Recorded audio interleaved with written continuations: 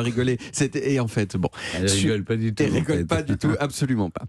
Surtout que, je ne sais pas si vous vous souvenez, parce qu'à l'époque vous étiez déjà riche et célèbre, mais les textos, c'était beaucoup moins cher que d'appeler.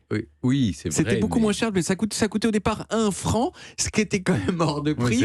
On a appris depuis que les compagnies de téléphonie portable se faisaient 80% de marge sur les textos, et elles se sont entendues, elles ont fait un cartel des prix, elles ont été condamnées pour ça, mais quand même 1 franc pour un texto, c'était moins cher que d'appeler, ça coûtait 4 francs 50 si on voulait appeler.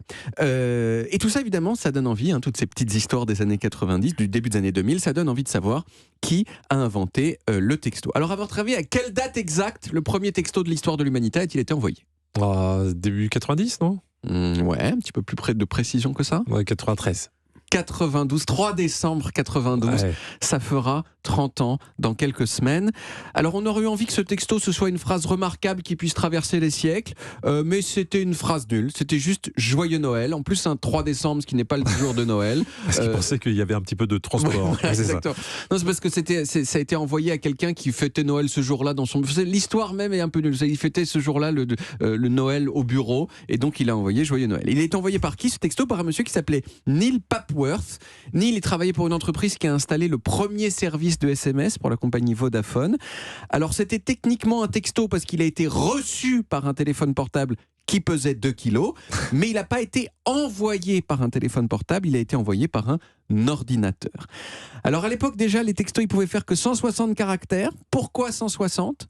Eh bien, parce que c'était le nombre de caractères moyens sur les cartes postales et qu'on s'est dit que ce serait un bon chiffre de petits messages à s'envoyer par texto. Dans les années qui suivent les premiers textos, il y a eu pas mal de pays qui ont commencé à proposer le service, mais sans y croire trop, parce que tout le monde se disait, en gros, le téléphone, c'est fait pour téléphoner, je vois pas qui ça peut intéresser d'envoyer des messages relous à écrire.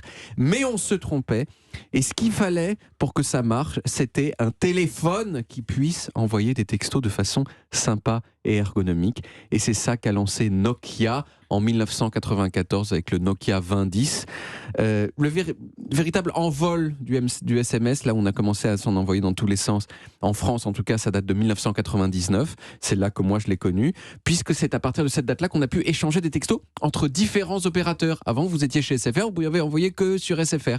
Et là, ça a été donc inter-opérateur entre SFR, Bouygues et France Télécom.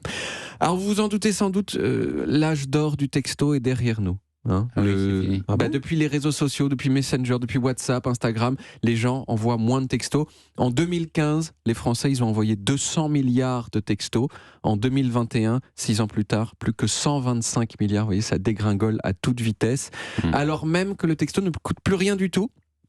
Le premier texto du monde, lui, celui de Neil Papworth, il coûte très cher, puisque comme plusieurs choses dont je vous ai parlé depuis l'année dernière, il a été vendu en décembre 2021 sous forme de NFT. De NFT, ce foutage de gueule international qui consiste à créer de la rareté là où elle n'existe pas. Il a été vendu combien, ce texto ? 1 million. C'est énorme. Non, moins que ça. Ça ne vaut 200 000. 000 euros.